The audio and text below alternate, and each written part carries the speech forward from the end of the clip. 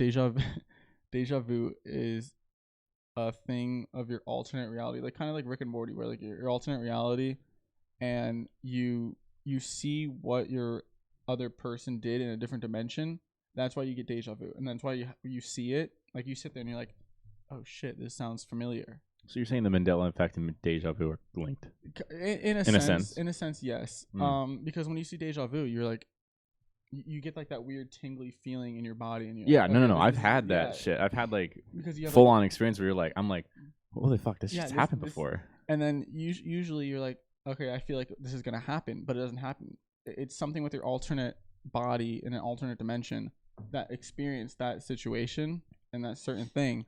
So it's like there's just a cross point where two of your dimensions are intersecting for a brief moment, and then they divert again. Yes, exactly. It's like dreaming. Like when you're dreaming, you see something, but it's your personal body, but something's going on. I don't think, in my opinion, I don't know how dreams could be real. I get there's that whole thing of like, oh, dreams are part of another dimension. Like you're just tapping into another dimension. I'm like, really? There's spiders with faces on them? Like what?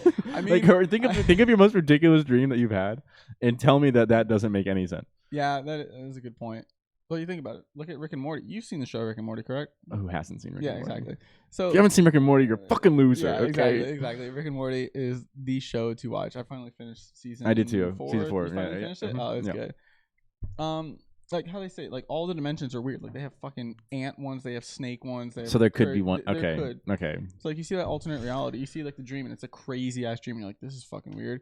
And then imagine like other realities have dreams of you like doing an experience. This would be so embarrassing. But I had a dream where I was doing like like whitewater. Okay, everyone knows whitewater rafting. Yeah. Right, okay. I was in an inner tube, like I was going down the fucking lazy river, but I was whitewater rafting in this tube with Sadie Robinson or whoever that girl is from fucking Duck Dynasty.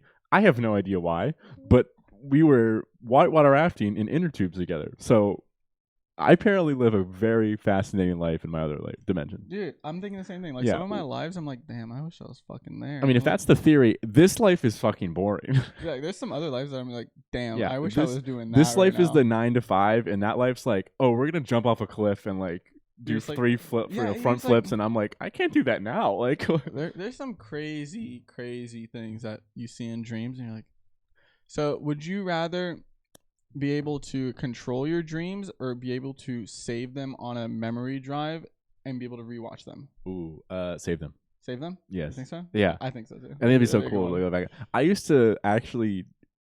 There's like a brief 2 or 3 months where I would wake up and I had a notebook next to my stand, and I would write down the dream as fast as I could as I would remember it, because I wouldn't always remember them. Mm-hmm. I have to find it. I had this whole log for like a year of like these dreams I had. That's the only reason why I remember the one I just mentioned.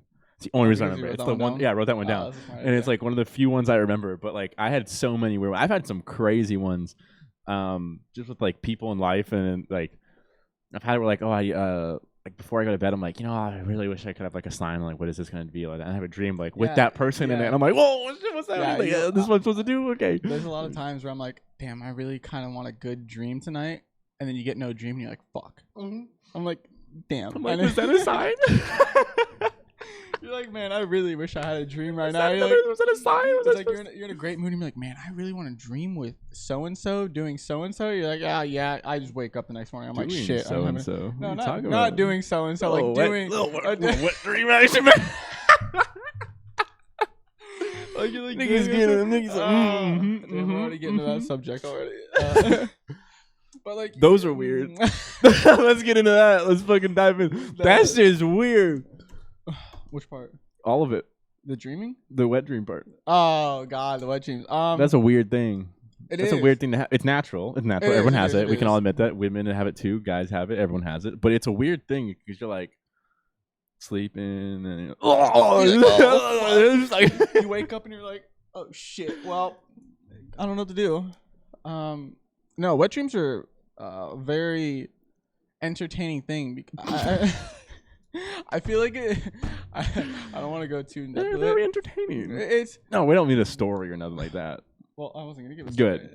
Yeah. You said you don't want to go in detail. Just making sure. I feel like a wet dream is the way to get your fantasies out, like, you know, like there's some crazy ass fantasies that people have. I feel like that's a way to have that fantasy without actually doing the fantasy in a way. But you, I guess that's a good point of pointing at it. Or is it? I mean, how often do people fucking like get that shit? Doesn't happen much. I feel like when you're going through puberty, it's a lot more of a factor in your life because you're in puberty. Like, what do you even know? You want to fuck everything in the world. You just have this wet dream of like, oh, yeah, like, it's a weird thing because when you're going through puberty, how old are you? Like 13, 14? I think you start somewhere around there. Yeah, and you've never really done anything, so you're more or less like, I feel like this is what it's gonna be like, and you have the wet dream. You're like, is that what it's like?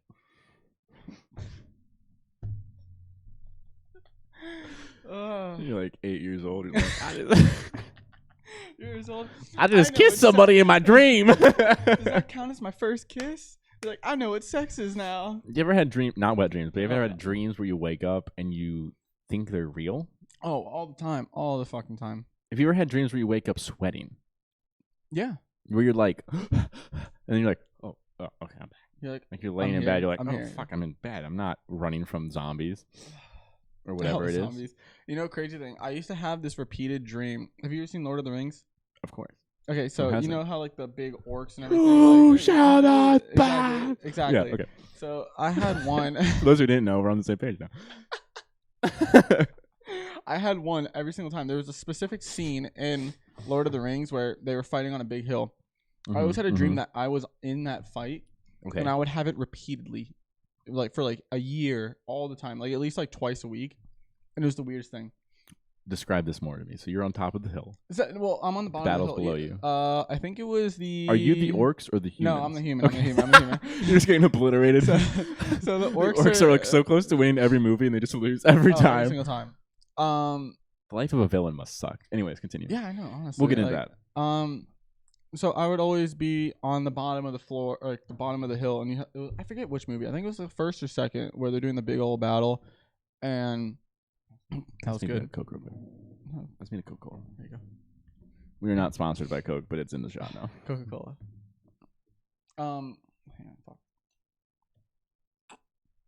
Make sure you. Yeah. So you'd be fighting the battle, and every single time. They would always be doing bow and arrows, and I'd have a bow and arrow, and every single time we'd be trying to fight the orcs. Okay. And whenever I die, I'd wake up. Every single time. So I pretty much had there was a movie where you lived a life and you would try to it was a train where he would try to find the bomb on the train. Yeah. Okay. And he would die and he'd wake up and then he'd go back, he'd like restart the dream. So that was how mine was. Like every single time it'd be a different kind of thing. Cause I would it was like half in control, so I kinda like knew what was going on, but I wasn't fully able to control the entire thing. So every single time it was a different outcome. So you got farther certain times than you did, and then sometimes you didn't go as far. Did you get progressively farther every time?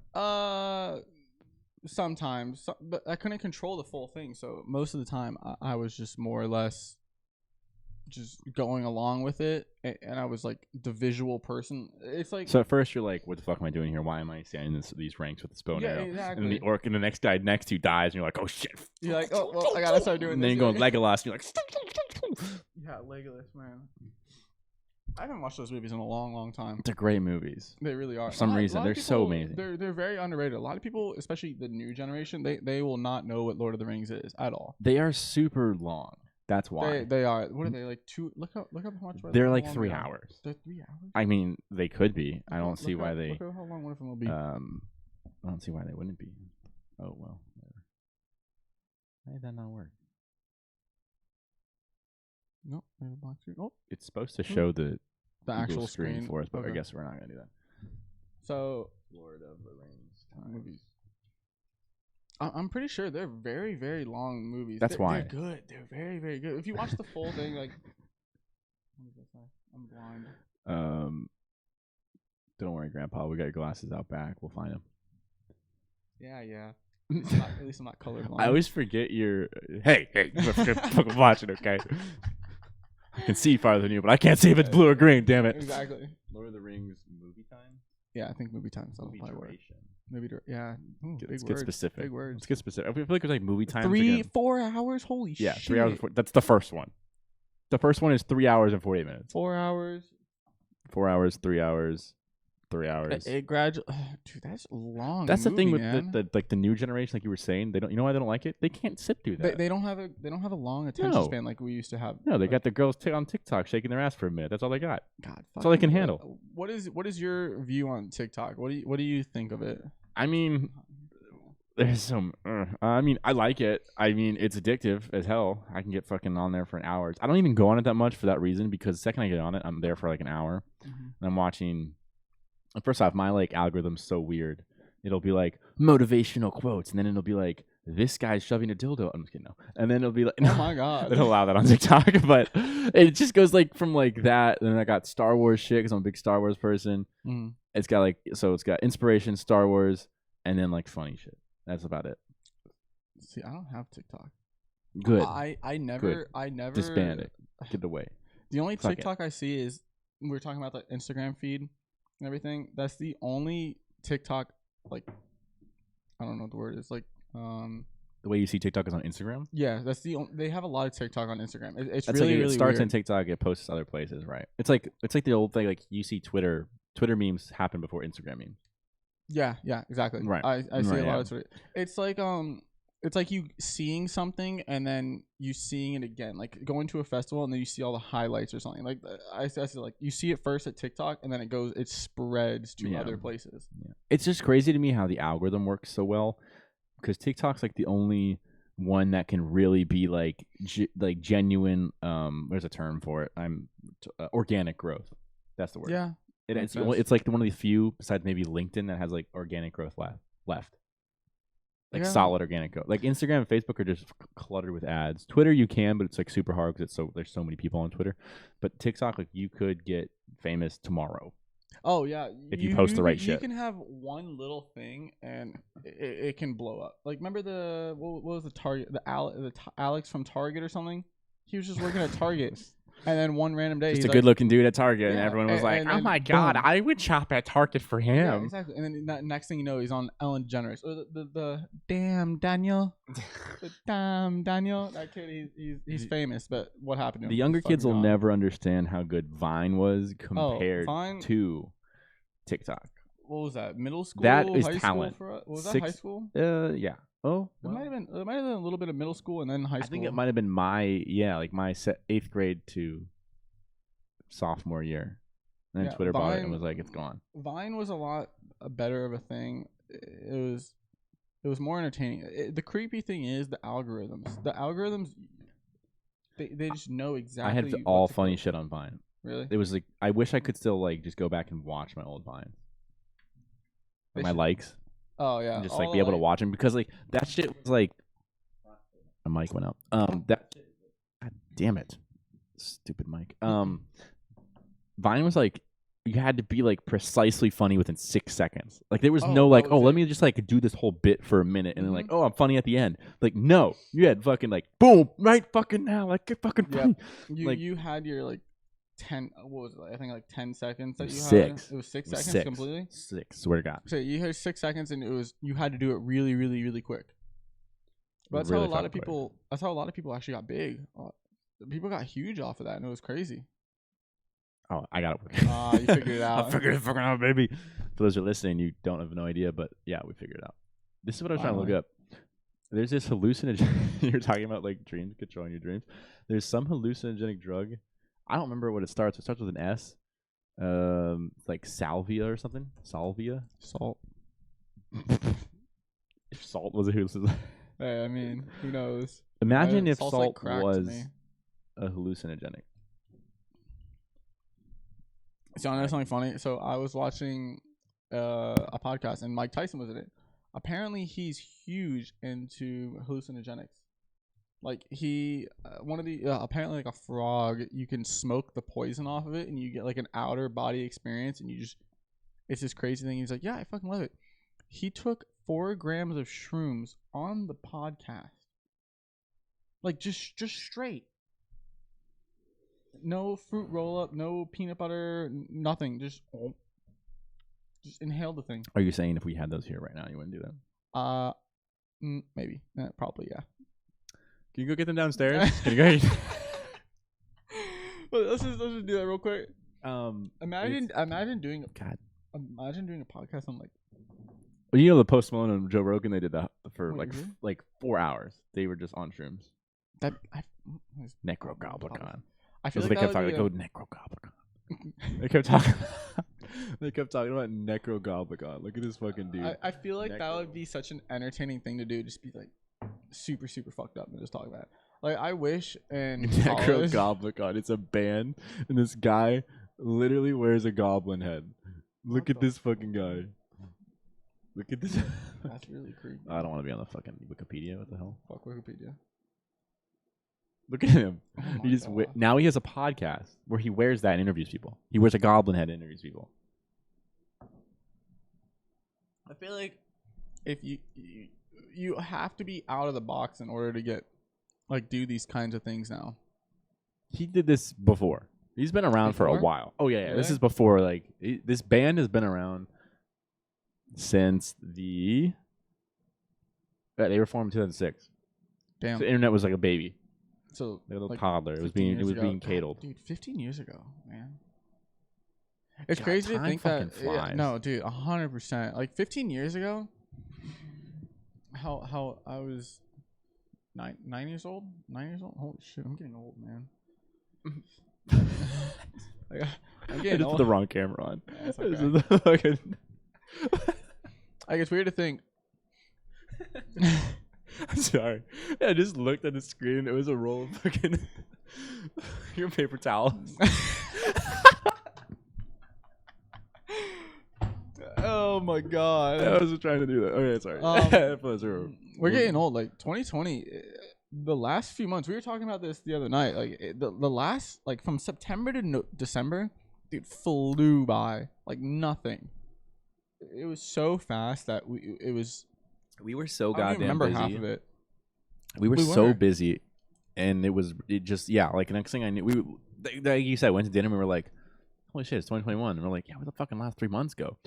Like, I know that we're in the middle of a pandemic and all that, but I mean, Florida's open, so we were able to go do stuff. I mean, a lot of times we were just with our group at a house. Yeah. So it wasn't like we were out in public, but like it just was crazy. Like we kept doing these little house adventures with everybody, which were fun as fuck. That's something I feel like our group does uniquely.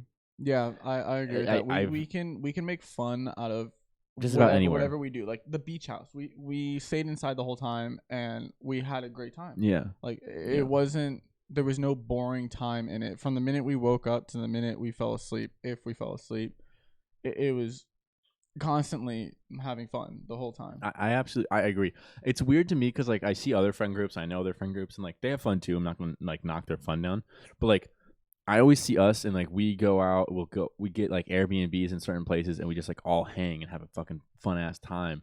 And I don't know, I mean, I'm sure there are other groups that do that, but like I don't know of anyone in our area that fucking does that. No, same. Like it's like we do that and then people are like, wait, where are you going this weekend? We're like, oh, we're just getting a house here. We're gonna have like a party for the weekend and just chill. Yeah. Like, and it's always a good fucking time. It's yeah, it's fun. Like we were in Davenport, the middle of bumfuck Egypt, and what we do. Honestly, that was one of the funnest weekends I've had in a while. I mean, 2020 sucked. There wasn't a lot to do, but like dead ass, that was a fun weekend to close out 2020. I'm not gonna lie. I think that was probably one of the best ways to end 2020, especially with the mortars. It's just at the end of the night when we were a little tipsy. Just popping off those mortars was one of the highlights. Like I was sitting there and I was like, this is like a movie. So we so those who like no one fucking knows the story. No, so like here we go. So we basically rented this house in we're just gonna call it Orlando. It's near Orlando. We rented a house in Orlando for our group for the weekend. And New Year's we went and bought a bunch of fireworks. Our buddy Fernando, who hopefully comes on one of these days, shout out Fernando, bought a bunch of these like mortar fireworks, which everybody knows what those are. Sir Lancelot. But that's the name of them. We're in this like private neighborhood and we basically are like the life of the party at that point in time because we're like all the fucking houses in this neighborhood are coming out because we're launching like fucking massive fireworks at New Year's. And what is like the third one we launched? We have like Oh, that we have at sucker least blew 12. up The third on the one we ground. launched blew up like 5 feet above the air. It blew up in the cannon. I got hit with fucking shrapnel. We were like, Oh. what, or whatever the fuck it is. I'm gonna call it shrapnel because that's what it was. It didn't kill That's me a or good anything, word. but It's a good word. yeah, like I'm in the war. I've been hit, sir. I got it with shrapnel. Medic, medic, medic. I'm wounded. So, out of 2020, what would you say was your biggest highlight? What would you say your 2020 highlight? Like your one memory that you remember the most. Shit. It's so cloudy and foggy. 2020 was a shit year. It was a long year. I mean, I guess kind of at the beginning because like I was able to do shit. Like Florida was one of the last to close. We got to go to Forbidden. I guess I would say Forbidden Kingdom because I'm a big festival goer, as most of you know that listen and stuff like that. Like, so I was able to go to one of the last ones before it happened. I agree with that. Forbidden was a really fun. It's a smaller festival, but it's nice. You don't have to walk 10 minutes like Vegas, where you could just go there and you're just like, all right, let me go to the next stage real quick.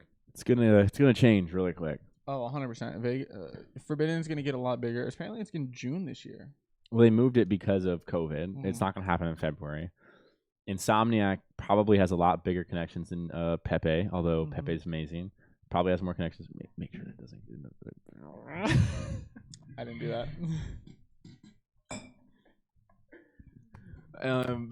Sorry, break. But break time. Yeah, Vegas. Insomniac's probably gonna take it bigger than it was. So Insomniac did buy them out, correct? They didn't buy. It doesn't seem like they bought them out. It seems like they're partnered together. Okay, makes sense. We'll see. I'm trying to get the deets as we speak. I don't know if it's gonna happen or not, but I know. Yeah, I just know they partnered with them. I think Insomniac wants to move more into Florida because they want to take over. They want to kind of fight against Ultra. Ultra's, as big as EDC Orlando is, Ultra's the main. 100%. In Florida, Ultra is the biggest one. It's world renowned. Yeah, I mean, Vegas is big in the U.S., but Ultra's big worldwide. Oh yeah, like it's crazy that's the. You hear Ultra. There's people from around the country that are gonna or around the world that are gonna hear that and they're gonna be like, I know exactly what that is. Yeah, my buddies went last year and they invited me. I wasn't able to go, but they were with like people from Europe. I don't remember where they said, so I'm just gonna say Europe. They were friends from Canada, people from Detroit. Like they were with all these different groups of people, and they saw some celebrity. Like Ultra's so big, like celebrities will go there. Like it's way different. It's on a whole nother level. And it's a lot more mainstream music. Like we like dubstep, we like hard shit, but like they play a lot of that on other stages earlier in the day, and then they played like the big acts like Tiesto, Diplo, Martin Garrix, all those big ones, which are phenomenal in their own ways. But yeah, it's just world renowned. It just is. It's crazy to think that they have Ultra Miami. They have Ultras all over the place. It's the same with EDC. Like they have EDC Orlando, EDC Las Vegas, EDC Mexico, EDC wherever. There's a lot of different big ones, but the main ones that people recognize are Ultra Miami and EDC Las Vegas. And we really can't compare because we haven't been to Ultra, but EDC Las Vegas is a whole different world of festival life. It's a category of its own. Like Forbidden, SMF, EDC Orlando, Spring Awakening. I wouldn't consider Lost Lands. Lost Lands is in its own category as well. Lost Lands is just ridiculous. It's definitely the bass music haven. Oh, 100%, by far now. 100%. It's I mean even bigger than Bass Canyon. Oh, It's definitely the home of dubstep now. I would say there's no other festival that even remotely comes close to it. Forbidden Kingdom is trying to do that in Florida, and it's very much succeeding. I mean, it's all heavy hitters the entire time. I don't think there's anybody slow in the last 2 years that it's been, but like Lost Lands is the Mac Daddy like dubstep mecca. Yeah. And you were saying about Ultra, it's crazy to think about. So like we were just saying like Ultra and EDC Las Vegas, and then I want to bring up a point of like we look at foreign festivals, right? Mm-hmm. And we see Tomorrowland is like the biggest one, right? Tomorrowland. Yeah. To us, it's like, and it's big in Europe and it's big in the US. Like people want to go there. Ultra is known everywhere though. Comparison, like it's like Asian, Middle Eastern, like everybody knows it, and it's crazy to think that like that festival attracts people from literally all over the world. All over the world. It's insane. And I'm not saying that people don't go from all over to these other festivals, but like Ultra is the one that's just mainly known for it. Whereas the other ones are big, and I'm sure they attract that, but like not as many as like you see so many flags and like the yeah, it's just crazy.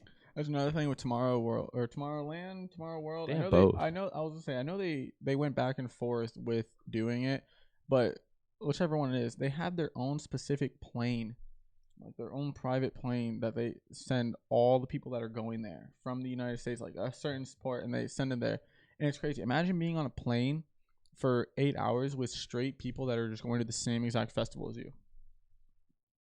Like that'd be. I agree. Yeah, that'd be fun as fuck. Wild. You get wild. I'd be going crazy on the flight. Like they literally throw a like a little show. I'd be taking drugs on the flight. I'm just kidding. God, I almost did before.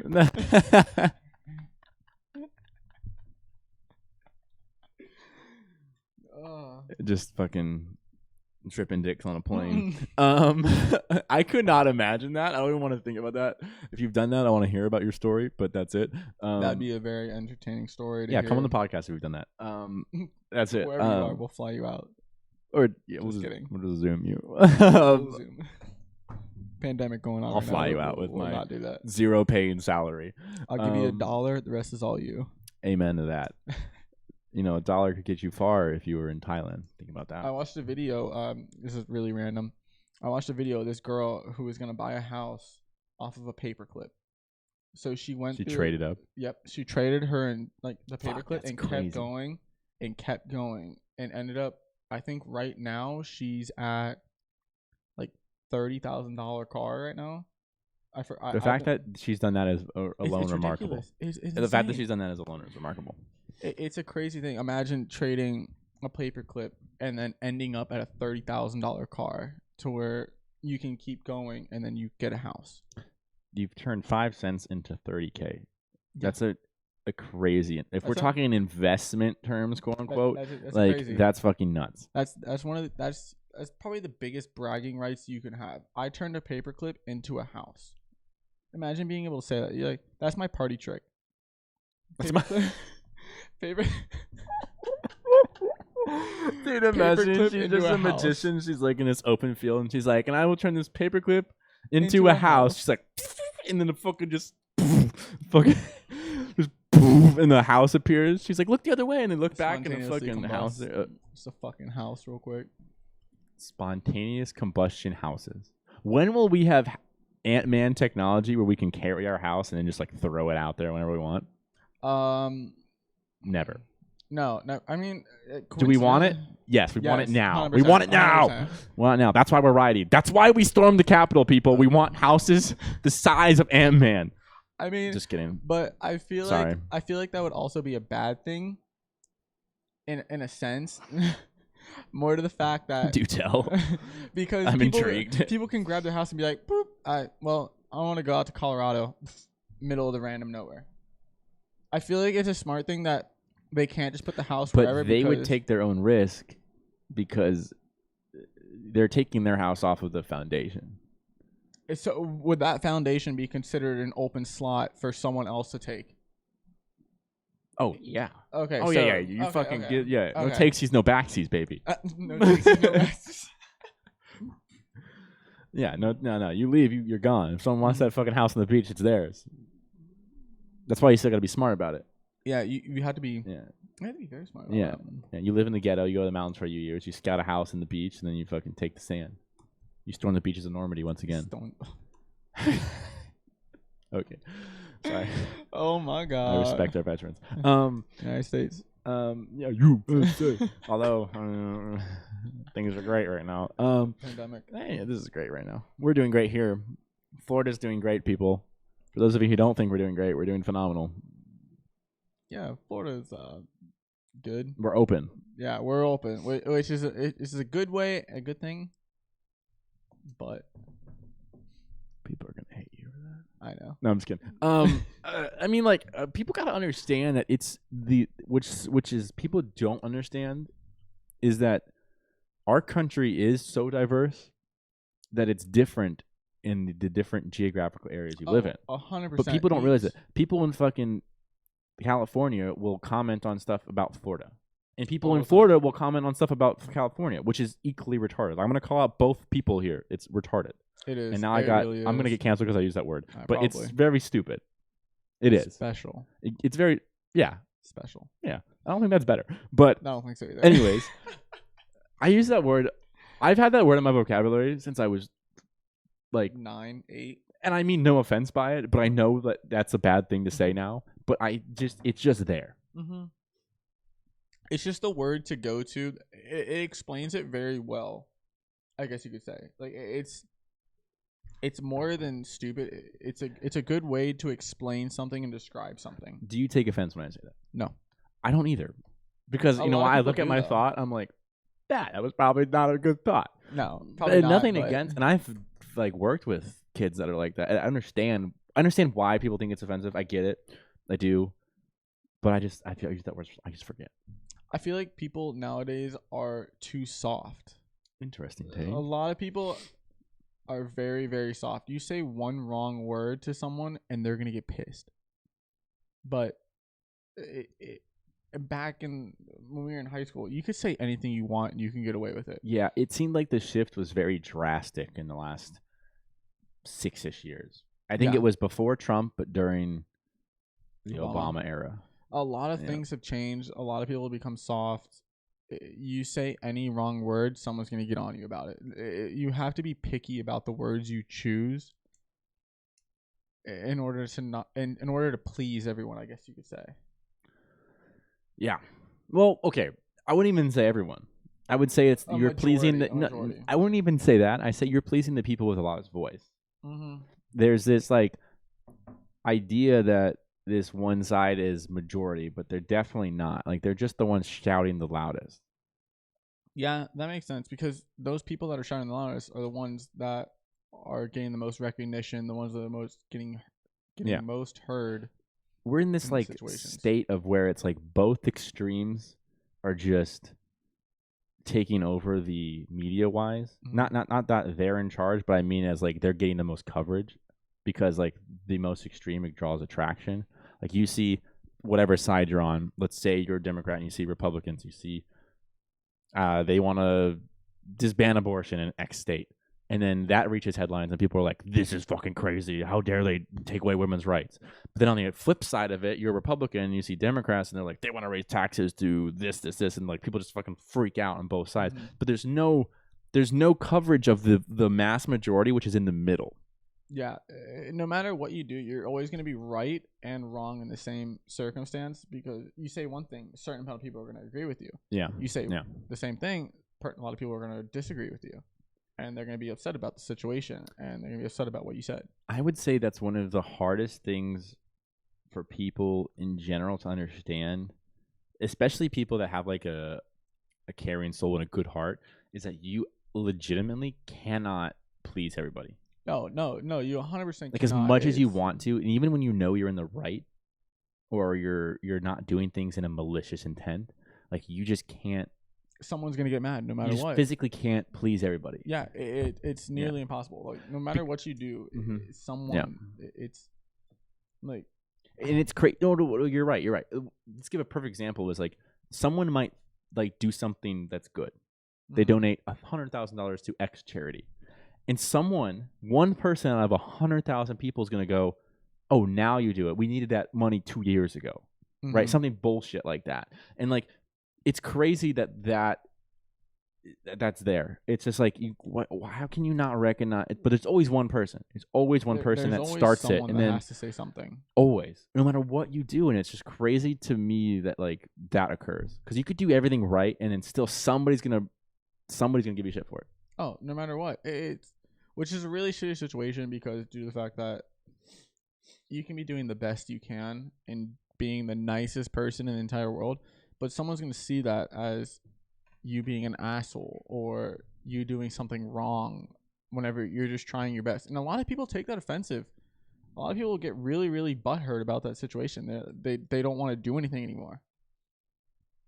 They just get mad about the situation. They're like, I'm done. Like, I'm done trying to do this. I mean, that's the also aspect of it, like the yin and yang part. It's like the people that are good and are doing great things, they have that sense of like, what is the point anymore?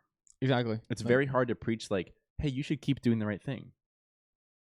When it's really hard. wait really then yeah, this is the flip side. Should I? Because I'm still getting shit for doing the right thing. It's like, it's crazy. It is. It's absolutely crazy that that's where we are. I mean, again, I'm gonna keep encouraging people to keep being positive and keep doing the right thing. That's the way I live. That's the way I think. It's just like, I just believe that like with being nice and being positive and being like and presenting good energy, that's gonna come around like tenfold. Eventually. Now, I'm not talking. It's not going to happen like in a week. It's not going to be like, oh, I did something great. Boom. Oh my god, I won $1 million. No, like it. But like, if your intent is good, the universe, God, like I don't care, whatever you want to call it, whatever you want to call that thing that you believe in, it's gonna come back to you in a good sense of energy. So, this is a question: do you believe in karma, good or bad? The idea of karma, I mean, that's the word we would use for it. I don't necessarily believe in karma, but I do believe in energy. Explain. Let me elaborate. Yes, let me elaborate. This is a topic I haven't talked about. I'm very excited to talk about. I believe in energy. Everything in the universe is energy. Okay. It's all a transfer of energy. You have energy within you. I have energy within me. The people listening have energy within them. Okay? Okay. What you project out, you're giving off that energy. It also attracts that energy. If you're projecting depression and bad energy, and I'm not negating that sometimes people have a chemical imbalance, but if you're projecting that, it's going to come back to you. You're going to look at things bad. You're going to see things that you don't normally see as bad. I feel like but the flip side is the same. Depression, if you give off depression and if you think about it, it's going to be something that you see more. You don't see more of the happiness. You see more of the sad side of situations. Correct. That's what I'm saying. Correct. You're giving off a bad energy. You're looking inward and going, my life sucks. Again, there's some people that have a chemical imbalance. That's understandable, but the majority of us don't. So I'm going to get that right out of the way. The majority of us really don't. And if your doctor says you do, they're probably just want to prescribe you pills. That's it. Okay, here we go. So majority of us don't. I've had depression, and it took me time to get out of it. Same. But in that time frame, I can look back and go, I was looking at everything as like, this sucks. My life sucks. This situation sucks. I'm going to this new job. It sucks. I don't like where I'm at. Yada, yada, yada. And it builds. Yeah. And it just built. And then you go, and then next thing it turns into this, like, you go to the fucking drive-thru at Chick-fil-A and you're like, oh man, I ordered 8 and I got 7. And you're like depressed about it. Like it just turns into that because you're looking at things so negatively. You're just stuck in it. But the flip side is the same. If you're projecting energy that is good, the happiness, it's going to come back to you. Yeah, I 100% agree with that. When you're depressed, it's you picture everything in a negative way. Like, you see everything, no matter what the situation is, you will always grab the negative out of the situation instead of grabbing the positive. Like a happy person, like Gio, for example, happiest kid I have ever met in my entire life. Shout out Gio. You'll probably listen to this. Happiest kid. He always pictures the happiest out of everything. Everyone can agree with that. 100%. I do agree. Mm-hmm. Gio, he'll grab the most positive thing. Like for EDC Orlando, his battery died when we were trying to drive home. He was happy about it. He didn't care. He didn't get mad. He didn't get upset. He didn't get anything. He was just positive about the whole situation that happened. Yeah. And it's people don't give enough credit to people like Gio that it's very hard to do that all the time. Here's the other thing. It's also very hard to do that when you're around negative people. I'm not saying Gio's around negative people. I think we're all very positive. I think we've all come out of and grown through certain things. But I've been in scenarios where I'm around people that are negative, and you're trying so hard to be positive, but their negativity almost brings you down. It does. It like 100% does. It's almost like negativity is a stronger force in a sense because it can suck you in. Let me put it this way. Negativity is easier than being positive. Yes, it Not is. that it's a bigger drawing force, but it's very easy for you to go, that sucked, versus going, what's the positive out of this? It's very hard for you to do that as a person. I feel like negativity comes a lot easier. It comes easier. It's like Absolutely. grades in school. You get 100% on every single thing, and then you get 1-0. How that affects your grade a lot. It's a huge effect on something, even though you could be positive 7 out of the Right. 7 out of the 7, or like 7 out of the 8 days. That one day will affect you for who knows how long. Some people a day, some people 2 days, some people a week. Like that one day is just a huge day on someone. I do agree with that too. That's a statement that I think needs to not be blanketed. Is that like depression is also something that is different per person. We get this like flat label of like that person, they're depressed, or I have depression. But like you guys everyone out there needs to understand that it's different per person. Someone might have depression for a week, then figure out how to get out of it. Someone might have it for a year, 2 years, 3 years. There might be some that are chemically imbalanced and can't get out of it. There's all these different scenarios. That's what's so crazy to me, is that like these blanket statements we throw out about everything is like annoying as hell. It's like there's no such thing as a blanket statement. The left did this, the right did this, Chad's brat, like whatever you want to fucking throw. A lot of it's people, this blanket statement. Yeah, a lot of people think depression is this one certain thing that goes one straight line. Each person, it branches off. No matter what, some person could be experiencing this certain thing. Some person be experiencing a completely different thing. Experiencing a whole different thing. It completely changes between each person, and no matter what, nothing's gonna be the same. I absolutely agree. Not only that, like our life experiences are going to be different. Exactly. That's another thing. Some parents could get divorced. Some parents could be the same, but yeah, you guys still are in the same situation where you guys are both depressed, but about different certain things. And then one person could take something differently, and one other person could have a different experience. Yeah. But I want to switch this topic about like talking about the subject to like, what is it that you yourself, if you don't mind talking about it, and me myself don't mind talking about it, what like small things did you do that helped you slowly get out of that depressive state?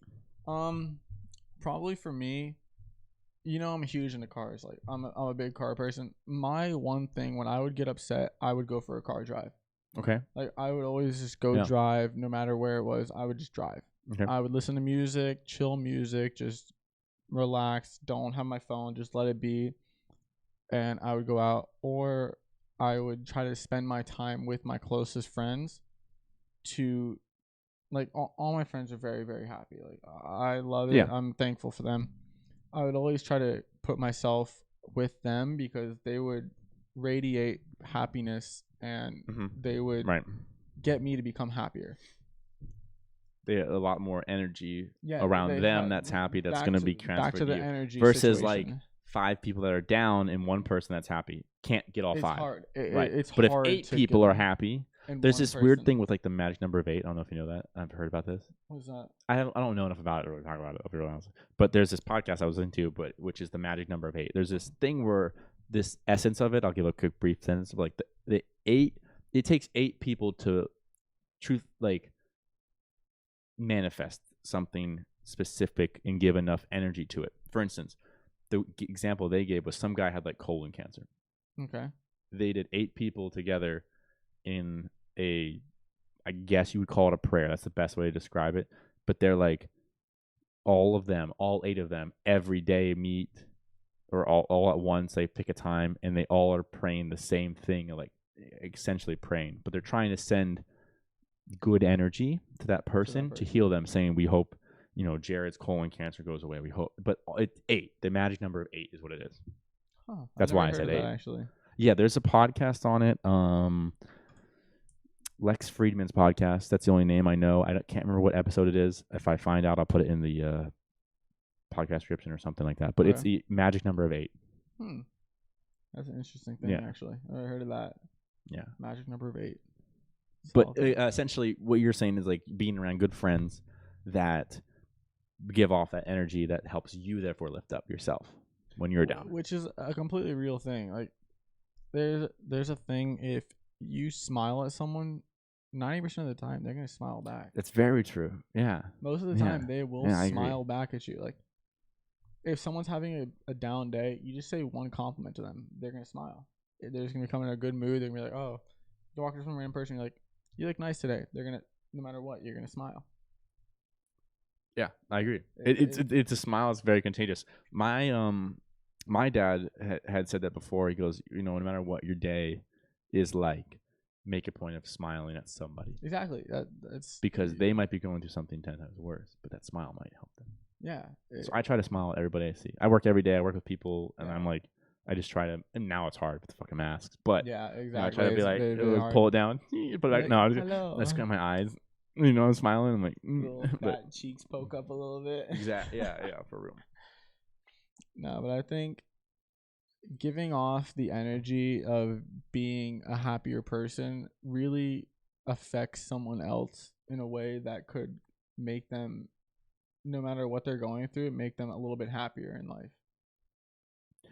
Yeah, I mean, if I think the best thing that you could do if you know that one of your friends is depressed or feeling down is rather than try to talk to them, because a lot of times, like I know me, I don't necessarily want to talk about it. Same with me. I'm not one to talk about it. I'm one to shy away. But I would tell you if I was feeling off. I would just say it's been an off fucking month, off a couple months or off a couple weeks, whatever it was, right? But I would never mention like what it is. If you asked, I would either tell you, I'll talk about it with you, or I won't talk about it with you, or I'll talk about it another time. I know me. I don't know how everyone handles it. I know me personally. I'm somebody that's like, I prefer the people to ask because I don't want to burden them with my scenario. Yeah, no, I agree with that. But then on the flip side of it, if you're someone that, so say I came to you, we give this example. I came to you and I was like, and you were like, what's going on? And I decided to tell you like, yeah, man, I'm feeling down. Okay. But I don't want to talk about it. I think in that scenario, it's your duty to maybe to start that motion of like, I'm going to send him good vibes, good energy. You're going to do matter what. Again, we use the term prayer over here because like we only know like Christian religion basically. But like, yeah, you're manifesting that he's going to have a good energy, or you're praying that he's, good vibes go his way to make it better. That's what I think your job as like a friend of somebody that is depressed. You're there to help them through that scenario. And that doesn't necessarily mean that you're there 24/7 because they might not want you there, all the time. But you're at least sometimes in the background. Yeah. And that's not like, we talked about karma earlier. That's something that they don't need to know about, right? But it's something that's the universe is going to reward you with in some way, shape, or form. It might be that like 5 people have your back later down the road or whatever. But like it's, you do your duty, someone's going to do that for you, right? Exactly. You just don't know when that's going to happen. You can't have that mentality like, oh, I'm just going to blow it up. Like, you know what I'm saying? Depression, it's also a really hard thing because some people won't state the fact that, the hiccups. Some people won't state the fact that they actually are. And it's more of, like me, I hide it. I hide the emotions. Like we had to talk one night of everything, and I didn't tell you. You've known me for years, and you would have never guessed, probably, right? I wouldn't have guessed, but I was away. Yeah, exactly. So it was really hard for me to tell because I haven't been around, and I'm finally moved back to home. I was away for 5-6 months, and then not only, and then before that, I was working the only days I could see you guys, I was working. Yeah, because of my job. Yeah, you were. So I've really been gone for almost a year. It's just more of a hard thing, especially if like your roommates don't know or something. It's hard for them to tell, especially if you're good at hiding it. It's very hard for them to tell, and you don't want to tell them. I agree. I think that's the majority of people.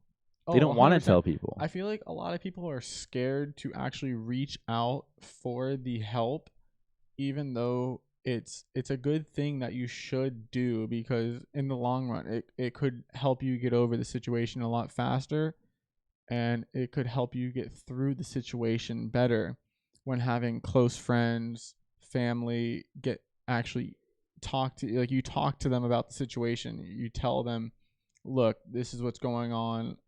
I'm in this situation and I just need someone there. You bring up a valid point. I will interject and say I think a lot of our parents in the baby boomer generation Mm-hmm. and the generation before that don't understand that. They have this mentality of like work, work, work, Yeah. and not question shit and not do shit and just fucking, you know. And they're also very greedy with themselves. They put a lot of money into themselves and shit, but they don't recognize depression. They almost really think don't. it's like a hoax, which is feel like crazy. I And feel like a lot of people do think that. Like when someone, especially our generation, a lot of people think that people say depression just for mhm. the clout. A lot of people just want to get the attention for it, but a lot of people don't realize that some of the times it actually is a big situation. But the people are just like, oh, they're just saying that for the attention. You know what I mean? I mean, I think parents think that. I don't particularly think our generation thinks that.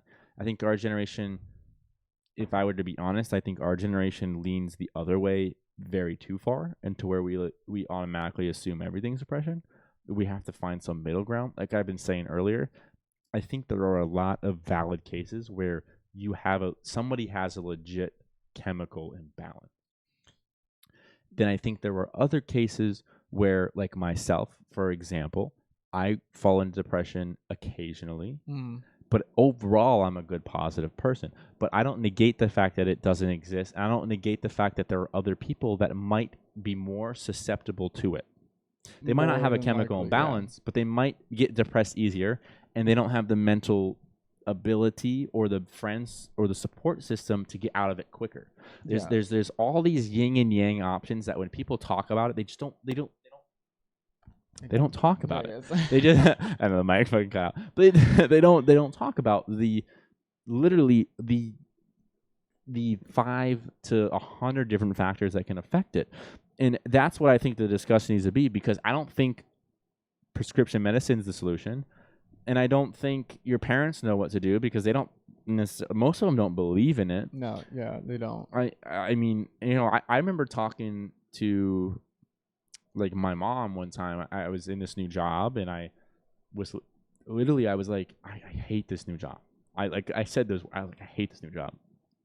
I hate working this. I feel like I could do more with my time. I fucking hate it. I feel like I'm depressed from it, yada, yada, yada. And then her answer was, well, a job's a job. You got to do what you got to do. Yeah, and I get where she's coming from, because she's from a different generation. But I was like, no. Like, listen to what I'm saying. Like, I understand that this is great money. I understand that I'm making good money for what's happening in the current situations. But I'm also super unhappy with the whole situation. and Yeah. what it like. And that's the thing is like, and that's the other part of the equation is like, some people can tolerate it, these shitty scenarios, way longer than other people can. Yeah, a lot of people that's something that's not talked about. Like, some people can last years in a shitty scenario and then finally go, I'm done. Yeah. And some people can only last 2 weeks and go, I'm done.